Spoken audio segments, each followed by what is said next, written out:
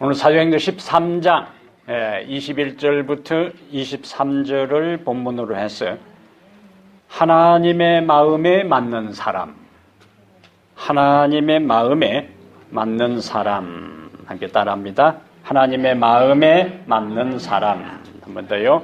하나님의 마음에 맞는 사람. 이미 우리는 13장을 마지막까지 다 살펴봤는데 이제 좀 더 현미경으로 자세하게 들여다보겠습니다. 그래서 오늘은 21절, 22절, 23절을 가지고 말씀을 좀 나누겠어요. 우리 말에 마음에 든다 그런 표현이 있습니다. 마음에 든다, 마음에 들지 않는다. 이런 표현은 사람이나 또 집이나 교회나 물건이나 색깔이나 다양한 대상에 우리가 이 표현을 사용을 합니다.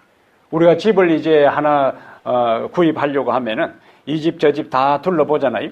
그러면서 이 집은 마음에 든다, 이 집은 마음에 들지 않는다. 교회도 그 교회 가니까 마음에 든다, 또 들지 않는다. 가게에 가서 우리가 물건을 사려고 할 때도 마음에 드는 거는 사고 마음에 들지 않으면 안 사고, 옷을 하나 구입할 때도 마찬가지잖아요. 이 옷은 내한테 딱 맞겠다, 마음에 든다, 들지 않는다. 사람도 만나서 마음에 들면은 계속 교제를 하고 마음에 들지 않으면은 깊이 사귀지를 않아요. 그리고 더 마음에 들지 않으면 아예 상대도 하지 않습니다. 근데 어떤 사람은 처음에는 마음에 쏙 들었는데 갈수록 마음에 들지 않는 사람이 있어요. 근데 어떤 사람은 처음에는 별로 마음에 들지 않았는데 갈수록 마음에 드는 사람이 있어요. 진국이라 그러잖아요.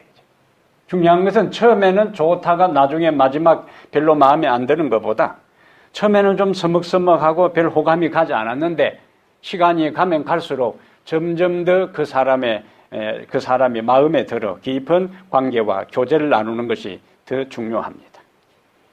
우리가 인간 삶을 살아갈 때에 다른 사람의 마음에 든다는 것은 쉽지 않아요. 오늘 본문에 이스라엘의 두 왕이 등장합니다. 21절에는 사울이 등장하고 22절에는 다윗이 등장합니다. 그리고 23절에 예수님이 등장해요. 그래서 사울이 등장하고 다윗이 등장하고 그 다음에 다윗의 끝에 예수님이 등장하시니 두 사람 똑같이 이스라엘의 왕이었어요. 두 사람 똑같이 40년 동안 왕위에 있었습니다. 그런데 두 사람의 운명은 대조적이요. 사무엘하 3장 1절에 사울의 집과 다윗의 집 사이에 전쟁이 오래매 다윗은 점점 강하여지고 사울의 집은 점점 약하여지니라. 대조되잖아요.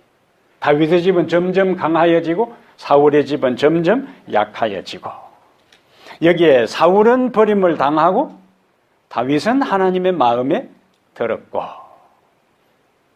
사울은 처음에는 하나님의 인정하심을 받았어요. 출발은 좋았습니다. 그런데 하나님이 그를 뭐 하셨다고? 폐하셨다. 그런데 다윗은 하나님의 마음에 맞는 사람, 옛날 성경에는 내 마음에 합한 사람, 쉽게 말하자면 하나님 마음에 쏙 들었다. 그럼 다윗의 무엇이? 사울은 왜 40년간 왕노릇 했는데 하나님이 그를 버리시고, 다윗이 어떤 사람이었기에 하나님의 마음에 쏙 들었을까? 우리가 수준이 낮은 인간의 삶 속에서도 다른 사람의 마음에 쏙 드는 것이 쉽지 않은데 최고의 수준을 가지신 하나님이 보시기에 마음에 들었다. 하나님 마음에 쏙 들었다는 것은 이것은 굉장한 거예요. 다른 사람 마음에는 안 들어도 별 상관이 없지만은 하나님 마음에 안 들면은 문제가 심각한 거예요. 한 나라에 있어서도 최고 통치자, 권력과 권세를 가진 자의 마음에 들면은 그의 삶이 펼쳐집니다. 근데 최고의 권력과 권세를 가진 자의 눈에 들지 않은, 마음에 들지 않으면은 그 순간부터 문제에 빠지는 거예요. 오늘 우리가 살필 것은 사울은 왜 하나님께 부림을 받았으며 다윗은 어떤 사람이었고 어떤 삶을 살았기에 하나님의 마음에 쏙 들어서 22절을 보면은 내가 이새의 아들 다윗을 만나니 내 마음에 맞는 사람이라. 그러면서 마지막 뭐라고 이야기해요? 내 뜻을 다 이루라 하시더니. 굉장히 도전적이잖아요. 오늘 우리가 사울의 삶과 다윗의 삶을 비교하면서 어떻게 하면 우리가 하나님의 마음에 드는 사람이 아니라 하나님의 마음에 쏙 드는 사람, 하나님의 마음에 합한 사람, 하나님의 마음에 맞는 사람, 하나님의 마음에 쏙 드는 사람이 될 수가 있을까? 거기서 우리가 함께 좀 살펴보겠습니다. 성경은 사울이 왕이 되기 전에 어떤 사람이었는지를 기록하고 있는데 오늘은 성경을 좀 찾겠어요. 사무엘상 9장으로 가보겠습니다. 왕이 되기 전에 사울이 어떤 사람이었는가 하는 것을 이렇게 기록합니다. 사무엘상 몇 장이요? 9장. 자, 1절요. 베냐민 지파에 기스라 이름하는 유력한 사람이 있으니 그는 아벨의 아들이요 스롤의 손자요 베고릿의 정손이요 아비야의 헨손이며 베냐민 사람이더라. 요거는 이제 사울의 가계를 이야기합니다. 근데 2절에 그 기스에게 아들이 있으니 누가 등장해요? 그 이름은 사울이요. 그런데 이제 사울이요 해놓고 설명이 이제 중요합니다. 준수한 소년이라. 이스라엘 자손 중에 그보다 더 준수한 자가 없고 키는 모든 백성보다 어깨 위만큼 더 컸더라. 요즘 말로 하면은 뭡니까? 훈남이라. 훈남이란 말 들어보셨어요? 훈남이라. 우리가 남자를 이야기할 때도 키도 크고 훤칠하고 잘생겼고 이렇게 이야기하고 여자를 이야기할 때도 키도 크고 날씬하고 이렇게 항상 이야기할 때 전제를 뭘 이야기해요? 키를 이야기해, 키를. 그래서 키 좀 키우려고 이따만한 신을 신고 다니고 그렇게. 예? 불안해. 그거 허리에 별로 안 좋습니다. 너무 높은 거, 이렇게 트럼프 부인 신고 다니는 그런 거 신고 다니면은 나중에 나이 많으면 허리 다 백나. 사람들이 다 뭐에 관심이 있어요? 키.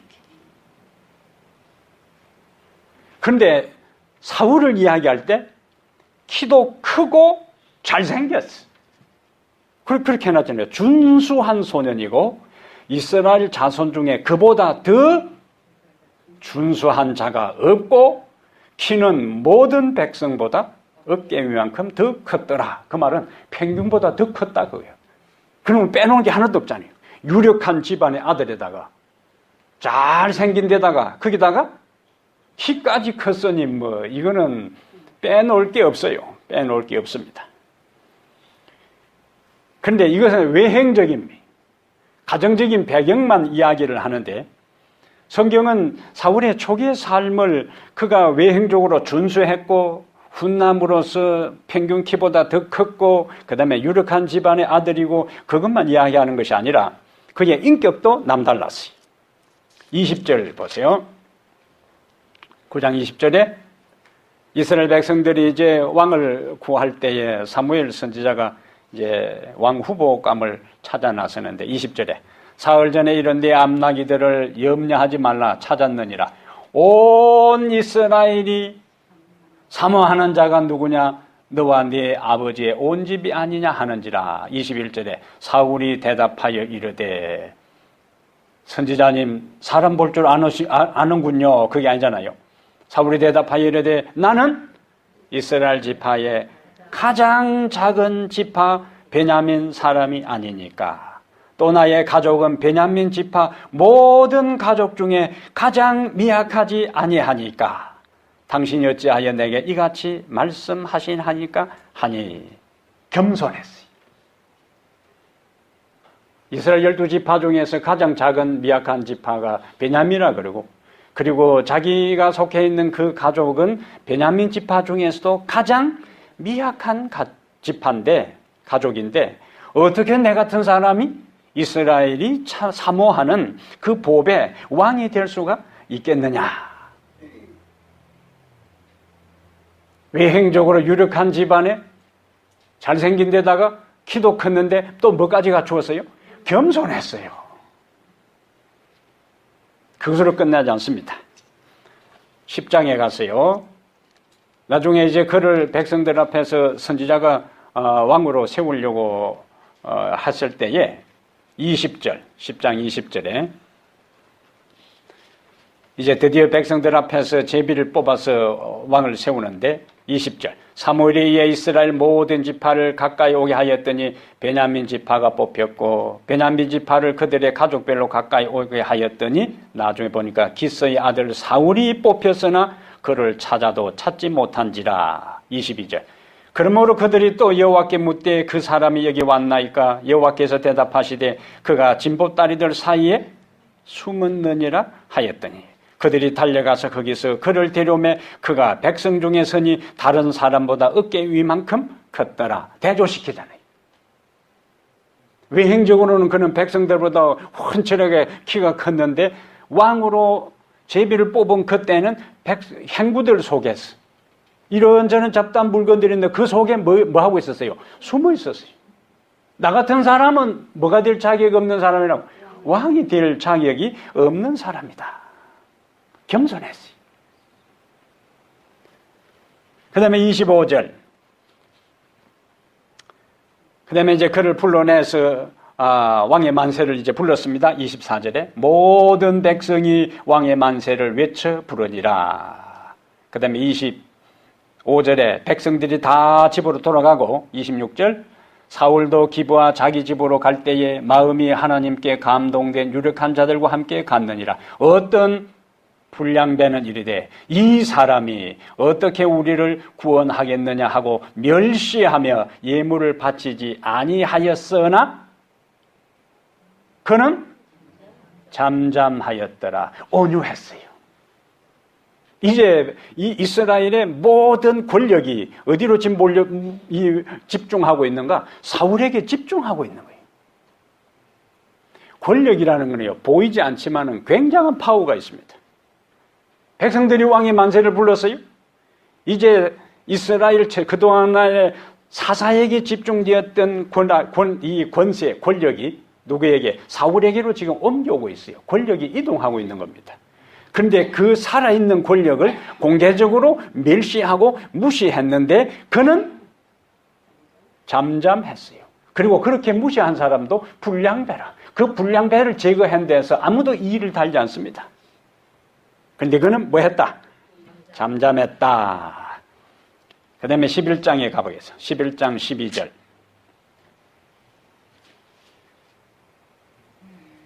11장 12절에 백성인 사무엘에게 이르되 사울이 어찌 우리를 다스리겠느냐 한 자가 누구니까 그들을 끌어내소서 우리가 죽이겠나이다. 13절에 사울이 이르되 이날에는 사람을 죽이지 못하리니 여호와께서 오늘 이스라엘 중에 구원을 베푸셨음이니라. 얼마나 훌륭해요. 용서하는 사람이었어요.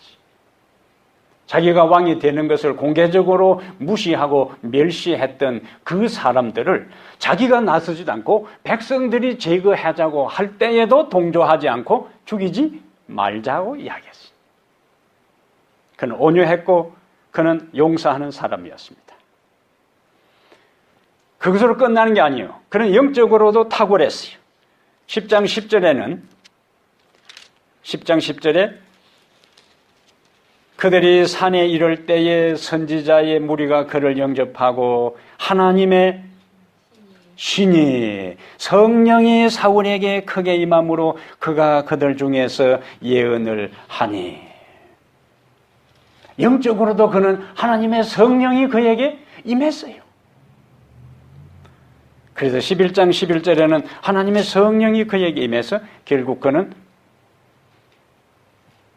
아베스 사람들을 구원하는 승리를 거두게 됩니다. 출발은 좋았어요. 그는 외행적으로 훤칠했고 잘생겼고 그 다음에 좋은 집안의 출신이었고 그 다음에 그는 도덕적으로도 윤리적으로도 온유하고 겸손했고 영적으로도 하나님의 성령에 충만한 사람이었어요. 그리고 그는 전장에 나가서 용기 있게 전장에서 승리한 사람이었습니다. 근데 문제는 오늘 13장 21절에 바울은 설교하면서 뭐라고 이야기하는가? 하나님께서 사울을 40년간 두셨다가 뭐 했다고요? 피하시고. 왜 이렇게 온유하고 겸손하고 용서하고 하나님의 영에 충만했고 그리고 백성들 앞에서 용기 있게 전쟁에 내게 승리했던 그가 하나님께 버림을 받았는가? 그 이유를 우리는 다시 성경을 통해서 살펴보아야 합니다. 다시 14장으로 가겠어요. 사무엘상 14장. 사무엘상 14장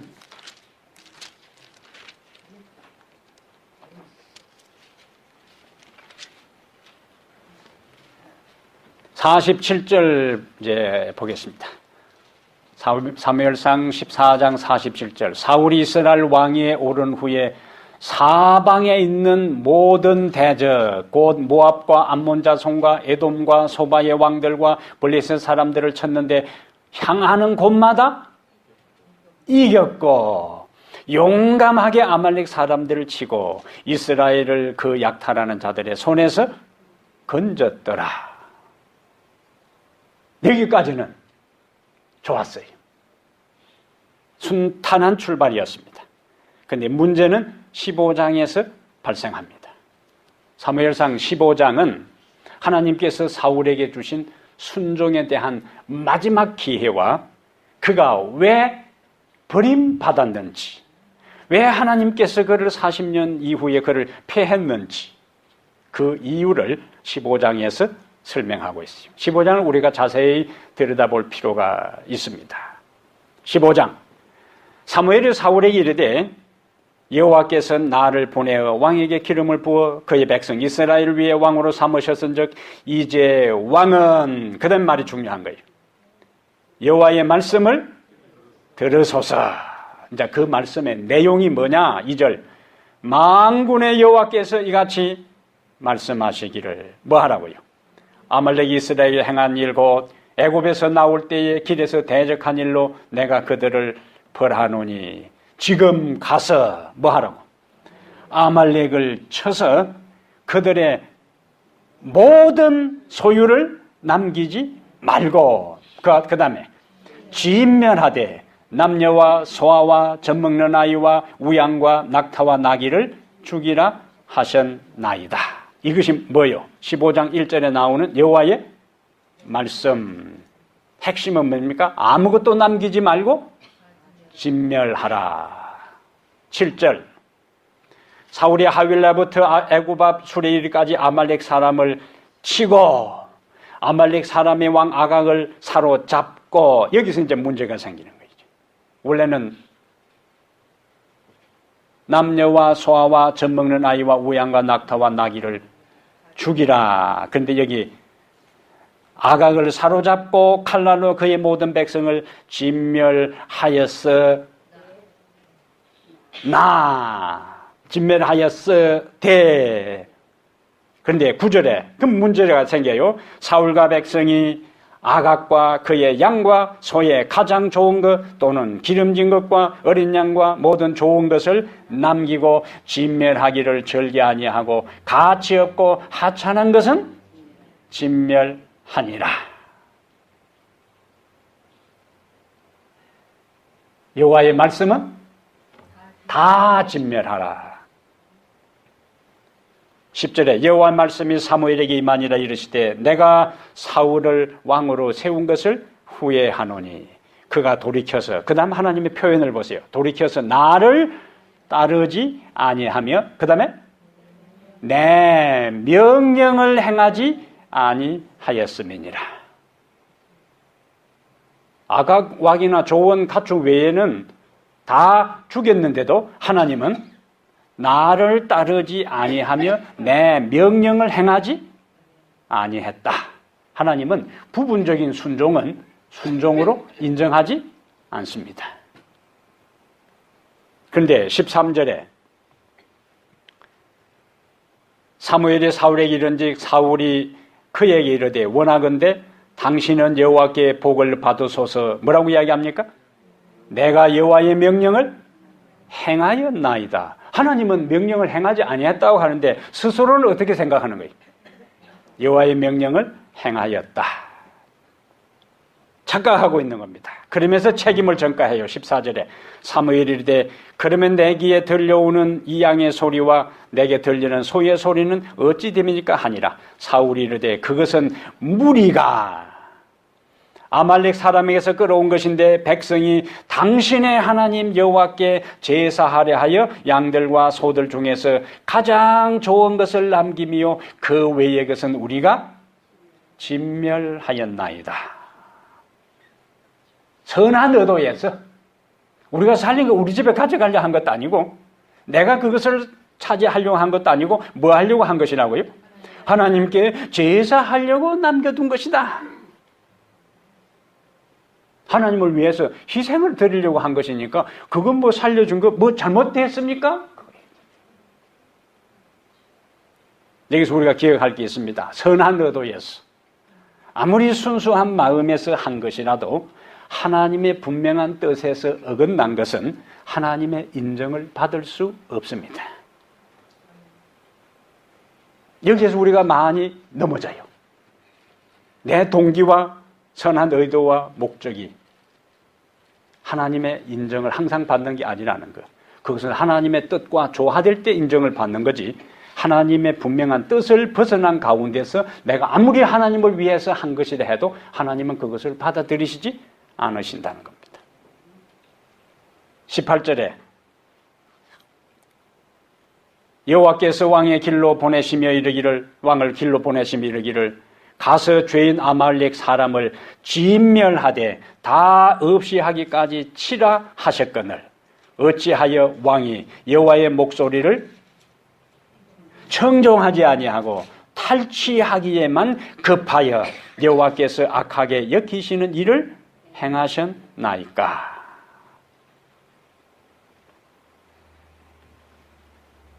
마지막까지 사울은 계속 이야기합니다. 사울이 사무엘에게 이르되 나는 실로 여호와의 목소리를 청종하여 여호와께서 보내신 길로 가서 아말렉 왕 아각을 끌어왔고 아말렉 사람들을 진멸하였으나 다만 뭐라고? 백성이 마땅히 그 마땅히 멸할 것 중에서 가장 좋은 것으로 길갈에서 또 뭐라고 이야기해요? 당신의 하나님 여호와께 제사하려고 양과 소를 끌어왔나이다 하는지라. 변명으로 일관합니다.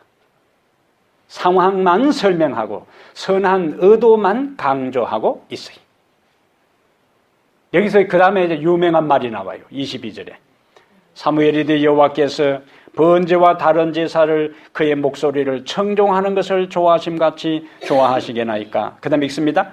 순종이 제사보다 낫고 듣는 것이 수양의 기름보다 나으니. 23절 이는 거역하는 것은 점치는 죄와 같고 완고한 것은 사신 우상에게 절하는 죄와 같음이라. 왕이 여호와의 말씀을 버렸으므로 여호와께서도 왕을 버려 왕이 되지 못하게 하셨나이다. 여기에 답이 나오잖아요.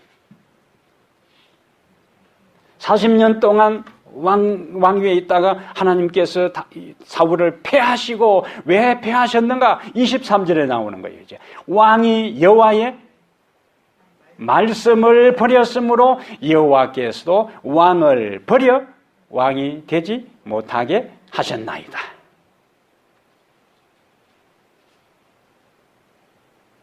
그런 걸 우리는 정확하게 여기서 본문 가운데서 확인할 수가 있습니다. 24절에 사울이 사무엘에게 이르되 내가 범죄하였나이다. 여기 이제 흐름을 잘 보셔야 돼요. 무슨 말 다음에 내가 범죄했다고 이야기하는가? 내가 범죄하였나이다. 내가 여호와의 명령과 당신의 말씀을 어긴 것은 내가 백성을 두려워하여 그들의 말을 청종하였음이니이다. 청하오니 지금 내 죄를 사하고 나와 함께 돌아가서 나로 하여금 여호와께 경배하게 하소서 하니, 여기서 내가 범죄하였나이다 하는 말이 앞에서는 여호와께 내가 범죄했다, 잘못했다 할 때는 잘못했다 소리 안 하는데 언제 잘못했단 말이 바로 나오냐면은 여호와께서도 왕을 버려 왕이 되지 못하게 하셨나이다 하니까 비로소 그때 뭐라고 이야기했는가? 내가 범죄하였나이다. 이것은 진정한 회개가 아니에요. 지금까지 핑계 대다가 너희 장 앞으로 하나님께서 너를 버려 왕 되지 못하게 한다니까. 자기가 잘못했다고 고백하는 것은 뭐 때문에 고백했는가? 하나님의 말씀을 어겨서 그것을 뉘우쳐서 회개하는 것이 아니고 이러다가는 내 왕자리 놓치겠구나. 그래서 서둘러서 내가 범죄했다 이렇게 한 거죠. 이것은 성경이 말하는 회개가 아니라. 그래서 결국 그는 26절에 다시 이야기합니다. 왕이 여호와의 말씀을 버렸으므로 여호와께서 왕을 버려 이스라엘 왕이 되지 못하게 하셨습니다. 이제 사무엘이 더 이상 타협함이 없이 정확하게 하나님께서 그를 버리신 것을 선포하고 있습니다. 사울이 반복해서 앞에서 이야기할 때에 그는 자신의 죄를 인정하지 않았어요. 그의 경고를 핑계와 변명으로 일관했어요. 자신이 한 일에 대해서 합리화시키고 정당화시키고 책임 전가하기에 급급했어요. 그러다가 후에 그의 사위이면서 하나님께서 다시 그를 대신해서 기름 부은 다윗을 죽이기 위해서 집요하게 그를 추격했어요. 다윗은 2번이나 그를 죽일 수 있는 기회가 있어도 그를 살려주었어요. 그러면 그때라도 뉘우쳐야 되는데 그는 뉘우치지 않았습니다. 결국에 16장 14절에 가면은 하나님의 영은 떠나고 악령이 그를 지배하게 돼요. 그리고는 회개하기를 거절한 그는 왕의 위치에서 끝날 뿐만 아니라 블레셋 싸움에서 패하여 세 아들도 전사하고 자기는 자살로 그의 인생을 마감해요. 이것이 사울의 삶의 요약입니다. 처음에 출발은 좋았어요. 하나님의 영에 충만했고 겸손했고 온유했고 잘난 체 하지 않았어요. 그런데 그가 왕의 자리에서 권세를 누리면서 백성들의 존경과 추앙을 받는 순간에 그는 착각했어요. 자기가 판단하고 생각한 대로 하나님의 말씀을 자기에게 편리한 거고 유익이 되는 것은 따르고 하나님의 명령이라 할지라도 자기가 판단해서 자르고 순종하고 그렇게 했어요. 그것은 하나님 앞에 인정받을 수 없는 겁니다.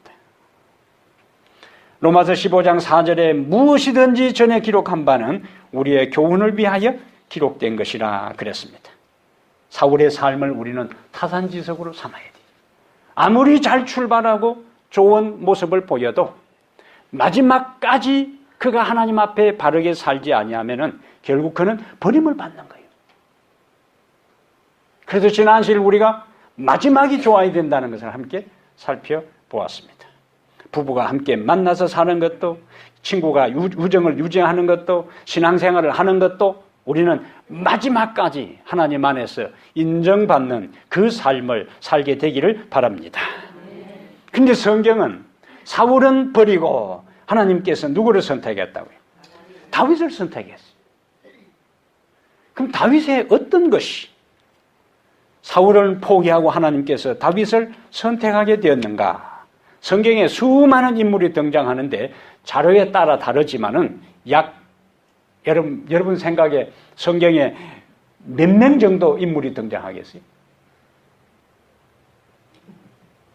한 번도 세본 적이 없으니까 약 2,000명 정도 등장한다 그래야지.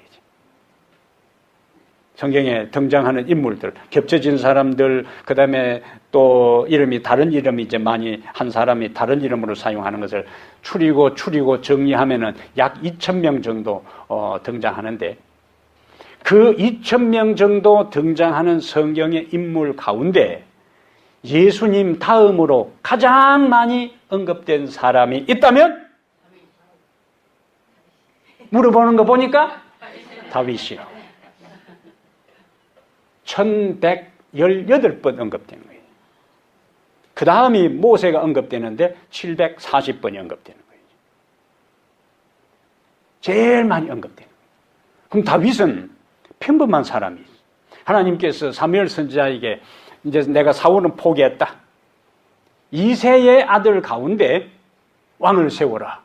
근데 하나님께서 그냥 이새의 아들들 가운데 누구를 데려다가 기름을 부어라 하지 않고 이새의 아들들 가운데 한 사람을 선택하여 왕을 세우라 그렇게 했어요. 그래서 사무엘이 이새에게 아들들을 나한테 다 보내라고 했어요.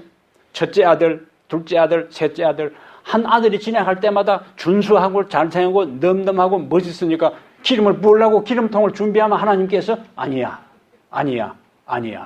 7명까지 다 했는데, 그럼 분명히 하나님께서 자신을 이새의 아들들을 초청해서 왕을 세우라고 했는데 7명이 다 아니라고 했으면 뻥해진 거죠. 그럼 어떻게 하냐 그거죠. 그러니까 이스라엘을 불러서 네 아들들 가운데 이 7명이 다냐 하니까 그의 아버지가 다윗 이름도 말하지 않아요. 막내가 있는데 그 막내는 양을 치고 있습니다. 그러니까 아버지가 생각할 때는 그 막내는, 이새가 생각할 때는 선지자하고 만날 만한 자격도 없는 아들이에요. 그래서 야, 형들 지금 선지자를 만나야 되는데 너는 양이나 치고 있어. 이 정도 해야지. 막내가 있는데 다윗입니다. 이렇게도 하지 않았어요. 막내가 있는데 양을 치고 있습니다. 그의 족보요. 이방인의 피가 흐릅니다. 이스라엘 백성들에게 가장 정오의 대상이 되었던 모압 족속의 피가 그의 족보 가문에 섞여 있어요. 그의 아버지가 이새고, 이새의 아버지는 오벳이고, 오벳의 아버지가 바로 보아스고, 보아스의 아내가 모압 여인 루시요. 그러니까 그의 가문은 전혀 내세울 것 없는 그러한 이스라엘 백성들이 정오하고 이스라엘 총회에 들어오지 못하게 하는 모압과 암몬, 그 모압 여인이 자기 조상의 3대, 4대 올라가면 바로 있어요. 아버지가 이름도 덜 먹여주지 않고 야, 너는 형들 선지자 만날 동안에 너는 양이나 잘 지키고 있어. 이 정도 아들인데 하나님께서는 뭐요? 내 마음에 쏙 드는 사람이라.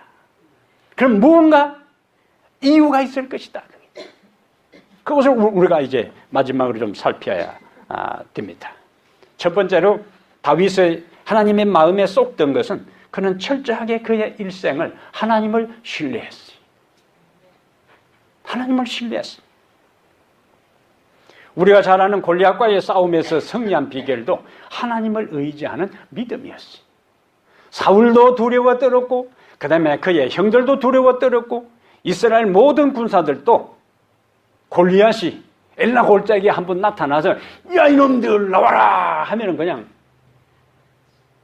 나오기 전에 내가 나가볼까 포마음 잤던 사람들이 네 이놈 하는 순간에 그냥 취소한다고 그냥 도망갔던 그런 상황이에요. 근데 뭐 다윗이 전쟁터에 싸우려고 간 것도 아니잖아요. 도시락 싸가지고 아버지 심부름해서 갔는데 가만히 보니까는 이거는 뭐 왕도 쩔쩔매지요. 군인들도 쩔쩔매지. 이때에 그가 나서잖아요. 왕도 그다음에 형들도 그다음에 다른 그 군인들도 골리앗도 즉 이 블레셋 군사들도 얼마나 웃겼겠어요. 근데 하나님은 웃기는 가운데서도 큰 일을 이루시는 분입니다. 우리 종종 기가 참 웃긴다 그러는데 예? 사무엘상 17장 45절 47절에 너는 칼과 창과 단창으로 내게 오거니와 나는 만군의 여호와의 이름 곧 네가 모욕하는 이스라엘 군대의 하나님의 이름으로 내게 가노라. 여호와의 구원하심이 칼과 창에 있지 아니함을 이 무리로 알게 하리라. 전쟁은 여호와께 속한 것인즉 그가 너희를 우리 손에 붙이시리라. 그리고 달려나가요. 근데 손에 아무것도 없어. 근데 성경의 기록은요, 그가 골짜기에서 엎드려 조약돌을 5개 줍는 장면이 나와요. 그는 완전히 무방비 상태예요. 엎드려 조약돌을 줍는 순간에 목이 땡강 날아갈 수도 있습니다. 그런데 그는 엎드려 조약돌을 줘요. 그러면 골리앗을 향하여 달려갑니다. 하나님을 향한 절대적인 믿음과 신뢰요. 근데 여러분, 호사다마라고 그가 전쟁에서 골리앗을 죽이고 돌아왔을 때에 모든 이스라엘 여인들이 나와서 전쟁에서 승리하고 돌아오는 사람들을 환영하면서 다윗이 죽인 자는 만만이요 사울이 죽인 자는 천천이라. 그 영광이 곧 고난의 삶이 될 줄 누가 알았겠어요? 그래서 사무엘상 19장부터 31장에 긴 장에 걸쳐서 이제 이 사울의 추적을 피하여 도망 다니는 다윗의 고난의 삶이 사무엘상 19장부터 31장까지 펼쳐져 갑니다. 도피한 장소가 자그만치 16곳이요. 도피한 기간이 자그만치 10년입니다. 이스라엘 백성의 최고의 영웅에서, 왕의 사위에서, 민족의 위대한 영웅에서 하루아침에 도망자가 되어서 16장소를 10년 동안이나 도망다니는 신세로 전락하고 말아요. 외형적으로 보면 다윗의 인생은 이제 끝났어요. 그러나 그의 마음에 하나님을 향한 믿음이 있었습니다. 하나님께서 나를 양치는 들판에서 불러내어 나를 이스라엘 백성의 왕으로 기름을 부었으니까 내 인생, 내가 처해 있는 현실적인 삶은 도저히 왕이 될 가능성은 없고 목숨을 부지할 수도 없는 절대절명의 상황이랄지라도 하나님께서 내 인생을 책임질 것이라는 절대적인 믿음이 그에게 있었어요. 그래서 2번이나 그가 이 사울 왕을 죽일 수 있는 기회가 있어도 사울 왕을 죽이지 않았습니다. 그의 병사들이 동굴 속에서 숨어 있는데 사울이 낮잠 자러 왔는지 볼일 보러 들어왔는지 모르지만은 단칼에 죽일 수 있어도 그것도 부하들이 당신은 가만히 있으십시오. 우리가 단칼에 처리하겠습니다. 그러면 우리는 도망 다닐 필요도 없고 이미 당신은 왕으로서 기름 부음 받았고 그냥 수도로 들어가면 됩니다. 이 지긋지긋한 고생 끝나도 됩니다. 얼마든지 그냥 알아서 해라 이렇게 할 수도 있어요. 그런데 여호와의 기름 부으신 자를 죽이지 말라고 이야기해요. 부하들이 얼마나 이해되지 않았겠어요? 예? 이해가 안 되죠.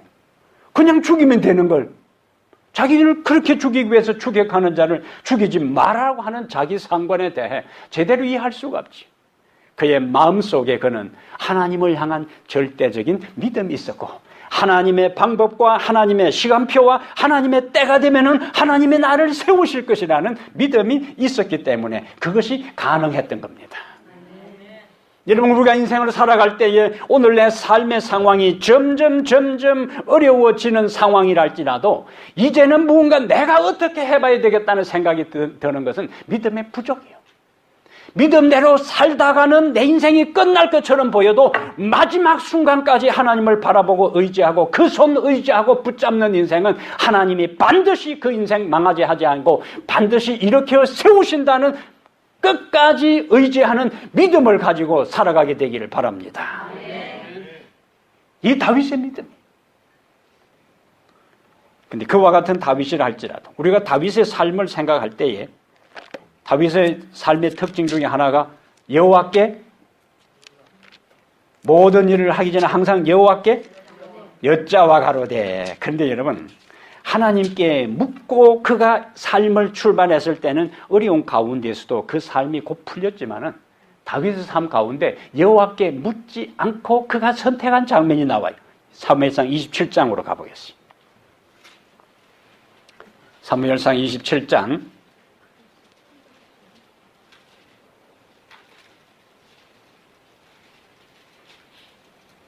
항상 그는 어떻게 했다고요?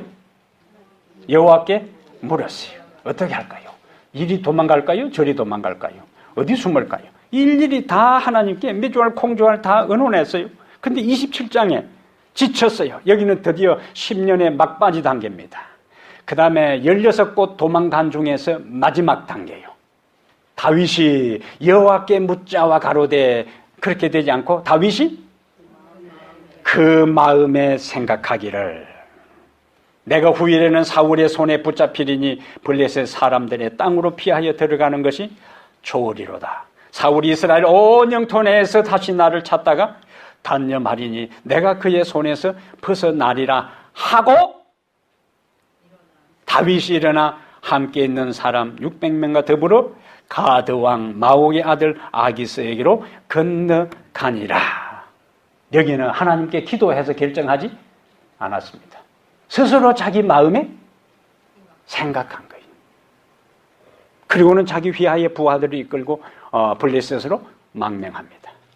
근데 여러분, 블레셋으로 망명했을 때의 다윗의 생각은 이제는 사울이 나를 추격하지 못할 것이라고 안심했는데 27장 이후에 전개되는 것은 블레셋이 이제 나중에 사울이 전사하는, 사울과 그의 아들들이 전사하는 그 전쟁을 일으키기 전에 다윗을 앞장 세우려고 하는 거예요.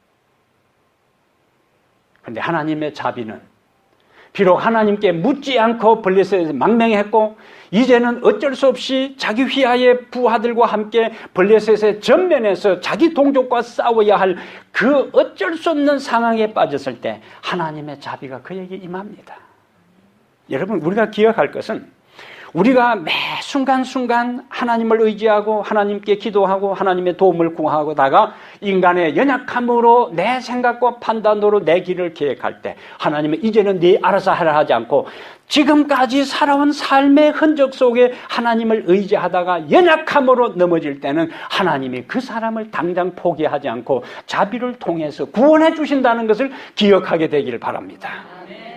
그래서 이 블레셋의 참모들이 이 다윗을 데리고 전쟁에 나가면 안 됩니다. 절대로 안 됩니다. 그 장교들이 절대적으로 반대해서 블레셋 왕이 다윗을 부르다가 나는 당신과 함께 당신의 원수를 갚도록 앞에다가 세웠어. 공을 세우도록 할 마음이 있었는데 내 부하 이 장교들이 절대적으로 반대하니 어쩔 수 없다. 만약에 그때에 다윗이 전쟁에 나가서 자기 동족들을 죽였더라면 다윗이 이스라엘의 왕이 될 수가 없어요. 하나님은 연약한 자가 하나님을 찾지 않고 자기 판단으로 결정했을 때에 이전에 그가 하나님을 의지했던 그 모든 것을 하나님께서 불쌍히 여기시고 그가 공공에 처했을 때에 생각지도 아니하는 그 왕의 참모들이 극구 반대해서 전쟁에 나가지 않도록 막아주시는 우리 하나님 감사하게 되기를 바랍니다. 그가 이제 자기가 잠깐 그 하는 시글락이라는 곳으로 왔어요.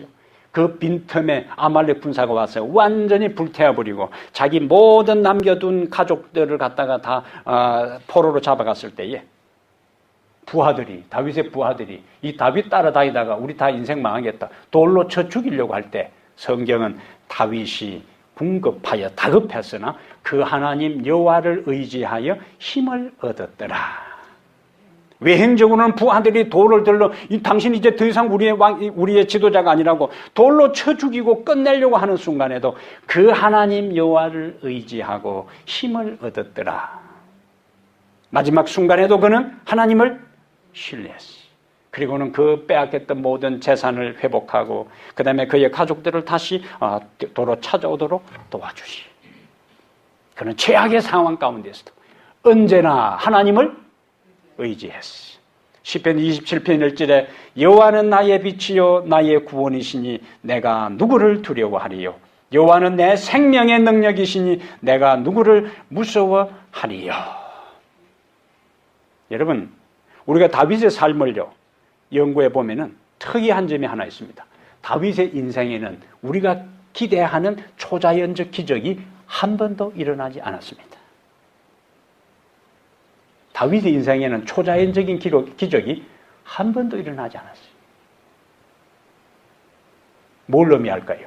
하나님은 다윗의 삶에 초자연적인 기적을 행하지 않아도 다윗은 여전히 한결같이 변함없이 하나님을 신뢰하고 바라보고 믿고 의지했다는 거예요. 내가 기도하고 열심히 했더만은 생각지도 못한 초자연적인 일들이 일어날 때 하나님을 믿는 그 믿음이 아니라 내가 기도한 대로 되지 아니해도 여전히 하나님은 내 인생을 주관하시고 궁극적으로 나에게 축복을 주시고 당신의 영광을 위하여 간섭하실 것이라는 그 믿음이 다윗을 다윗되게 했습니다. 우리는 하나님께서 내 인생에 기적을 베풀어 주니까 그를 믿고 신뢰하는 것이 아니라 내 삶에 기적이 일어나지 않아도 하나님은 사랑의 하나님이고 하나님은 내 인생에 축복을 주시고 반드시 내 삶을 책임질 것이라는 그것에 하나님의 품성에 기초해서 우리는 하나님을 믿고 신뢰하는 거예요. 그것이 여러분이 가진 믿음이 되기를 바랍니다. 다윗은 실수하고 잘못했지만은 사울은 핑계하고 변명하고 이의를 댄 가운데서도 다윗은 자신이 범한 죄에 대해서 회개했어요. 하나님은 인간의 삶에 다윗이 한 번도 잘못하지 않고 언제나 믿음 가운데 있어서가 아니라 실수해서 돌이키고 다시 일어서서 하나님을 바라보았기 때문에 그 다윗을 하나님은 사랑하셨어요. 시편의 수없이 많은 구절 가운데 그는 하나님을 사랑하는 것을 고백합니다. 그가 율법을 사랑하는 것을 고백합니다. 시편 18편 1절에 나의 힘이 되신 여호와여 내가 주를 사랑하나이다.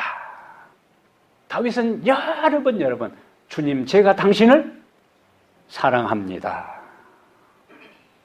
그리고 그는 날마다 하나님의 임재를 구하고 평생에 기도하겠다고 간증합니다. 시편 116편 1절 2절에 여호와께서 내 음성과 내 간구를 들으심으로 내가 그를 사랑하는도다. 그의 귀를 내게 기울이셨으므로 내가 평생에 기도하리로다. 예? 내가 평생에 기도하리로다. 그는 하나님의 위대하심과 인자를 찬양했어요. 시편 104편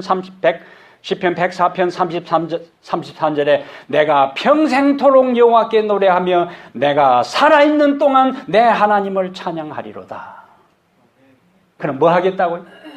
살아있는 날 동안 하나님을 찬양하겠다, 노래하겠다. 이런 다윗이었기 때문에 그의 삶의 순간순간마다 하나님을 신뢰했고 그가 넘어졌을 때에 다시 일어섰고 그가 실수하고 잘못했을 때에 하나님께 회개했고 날마다 하나님을 사랑한다고 고백했고 날마다 하나님께 기도하리라고 고백했고 날마다 하나님의 임재를 구했고 날마다 평생 하나님을 찬양하겠다고 그게 했기에 하나님은 그를 내 마음에 쏙 드는 사람, 내 마음에 맞는 사람이라고 2,000명 등장하는 사람 가운데 유일하게 다윗 한 사람을 향해서 뭐라고? 내 마음에 드는 사람, 내 마음에 맞는 사람이라고 이야기하죠. 그러한 하나님의 마음을 헤아린 성경의 저자들이 2,000명의 사람 가운데 가장 많이 1,100번이나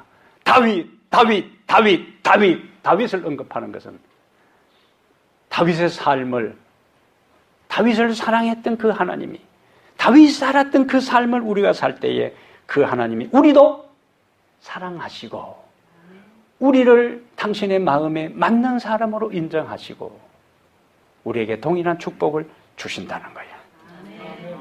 그래서 마태복음 1장 1절에 아브라함과 다윗의 자손 예수 그리스도의 족보라 예수님을 이야기하면서 오늘 사도행전 13장 23절에 하나님이 약속하신 대로 이 사람의 후손에서 이스라엘을 위하여 구주를 세우셨으니 곧 예수라. 마태복음 1장 1절에 아브라함과 다윗의 자손 예수 그리스도의 족보라. 수없이 많은 사람들 가운데 하나님께서 아브라함과 아브라함은 유대민족 시작이니까 아브라함을 불렀고 그 이후에 수없이 많은 사람 가운데 누구를 불렀어요? 다윗을 불렀어요. 바울은 바로 청중들에게 그것을 설교한 것입니다. 그런데 다윗의 후손으로 오신 예수 그리스도는 다윗이 하나님의 마음에 합해서 내 뜻을 다 이루게 하리라고 하신 그 약속대로 이 세상에 오셔서 하나님의 뜻, 죄 가운데 있는 인간을 위해서 십자가에 돌아가시고 그를 믿는 모든 사람을 구원하는 그 일을 예수님께서 이루셨어요. 예수님은 하나님의 마음에 맞는 사람이었습니다. 그가 침례를 받으실 때에 마태복음 3장 17절에 이는 내 사랑하는 아들이요 내 기뻐하는 자라. 사랑하는 여러분, 우리는 다윗을 바라볼 것이 아니고 다윗의 후손, 인간 후손으로 오신 예수 그리스도, 하나님의 사랑을 받는 자, 하나님께서 예수를 바라볼 때에 기뻐하는 그와 같은 예수 그리스도를 다시 한번 바라보게 되기를 바랍니다. 하나님의 마음에 합한 자, 하나님이 기뻐하는 자, 하나님의 마음에 쏙 들어하는 사람, 다윗을 통하여 내 뜻을 다 이루리라 하신 그분이 오늘 여러분과 저를 통해서 그 역사를 이루게 되기를 바랍니다. 역사를 통하여 하나님은 당신의 마음에 맞는 사람을 통하여 일을 하셨어요. 모든 조건이 갖추어져도 아무리 그가 탁월한 배경과 능력을 가졌다 할지라도 하나님의 마음에 맞지 않으면 하나님은 그 사람을 사용하지 않았습니다. 그러나 그 개인과 그가 처해 있는 시대와 상황과 조건이 아무것도 없어도 하나님의 마음에 맞는 사람이 있으면 하나님은 그 사람을 통하여 위대한 일을 이루셨어요. 오늘 우리가 가진 것이 없고 우리의 배경과 오늘 우리의 현실적인 상황이 그 여타 조건들이 다 불리하다 할지라도 우리 한 사람 한 사람이 다윗처럼 하나님의 마음에 합당한 사람이 된다면 하나님은 다윗을 통해 위대한 일을 이루신 것처럼 그리고 그 후손 중에 예수 그리스도를 오시게 해서 그 예수 그리스도를 통해 온 일을 구원하신 그 놀라운 일을 이루신 징금다리로 다윗을 사용하신 그 하나님이 오늘 여러분과 저를 그렇게 사용하게 되기를 바랍니다. 날마다 우리가 기도하면서 주님, 당신의 마음에 합한 사람이 되게 해 주십시오. 당신의 마음에 합당한 사람이 되게 해 주십시오. 당신의 마음에 맞는 사람이 되게 해 주십시오. 당신의 마음에 쏙 드는 사람이 되게 해 주십시오. 그래서 이 세상 누가 사울처럼 백성들의 시선과 눈 의식하여 사는 것이 아니라 사람들 상관없이 하나님 바라보며 하나님 기뻐하고 하나님께 영광 돌리는 그 삶만을 내 인생의 처음과 마지막에 모든 과정 결심이 되도록 오늘 다짐하시고 돌아가게 되기를 바랍니다. 그래서 이제는 하늘의 기록책에 다윗의 이름 옆에 하나님의 마음에 드는 사람, 우리들 한 사람 한 사람 이름이 추가되었어.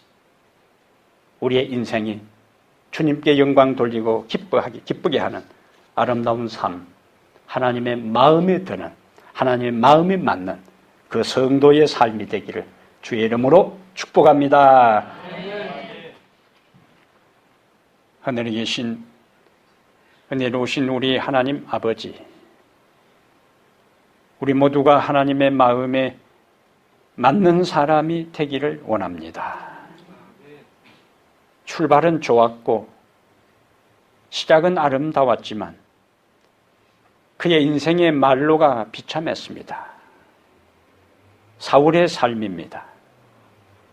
그는 좋은 집안의 아들이었고 준수했고 온유하고 겸손했고 하나님의 영에 충만했고 전쟁에서 승리한 왕이었지만 초심을 잃어버리고 하나님의 반복되는 경고의 기별을 거절함으로 그의 가정과 그의 삶의 비극적인 종말을 맞이한 것을 통해 오늘 살아가는 우리의 삶의 매 순간순간을 되돌아보게 됩니다. 아버지 하나님, 어떤 경우에도 다윗처럼 하나님을 신뢰하며 살아가게 해 주시옵소서.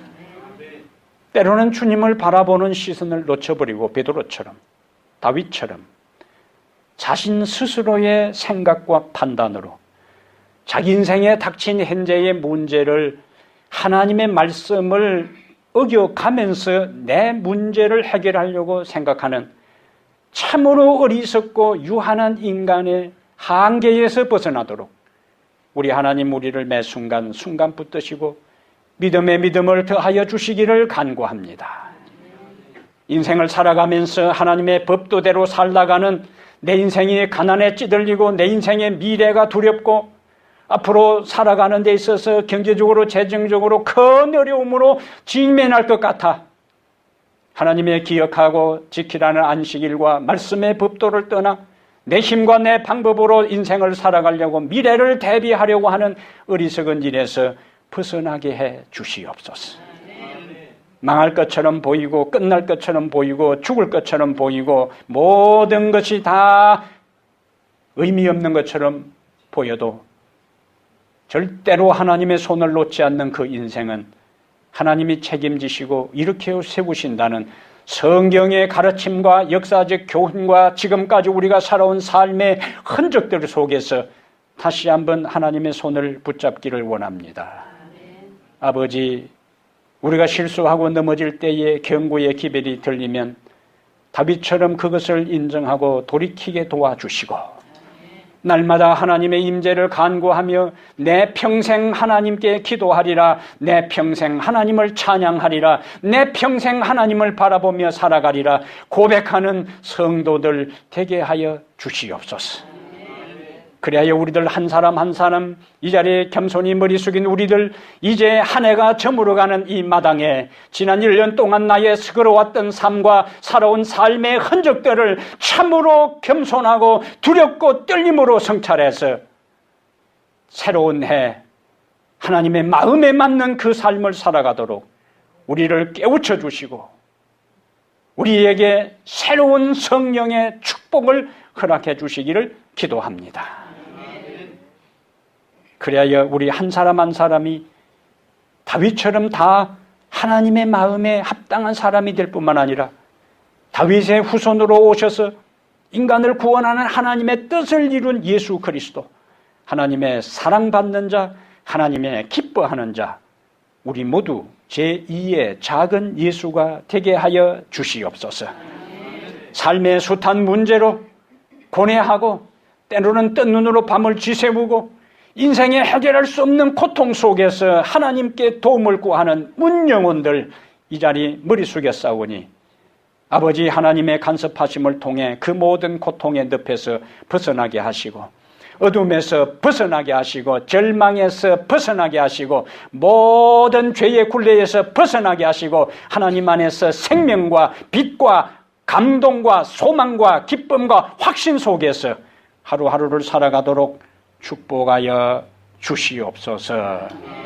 이제는 우리 주 예수 그리스도의 은혜와 하나님 아버지의 무한하신 사랑과 성령의 감화 감동 내주 충만한 역사가 하나님의 마음에 맞는 사람이 되기로 결심한 우리 모든 성도들 머리 위에 이제부터 영원토록 함께 있을지어다. 아멘.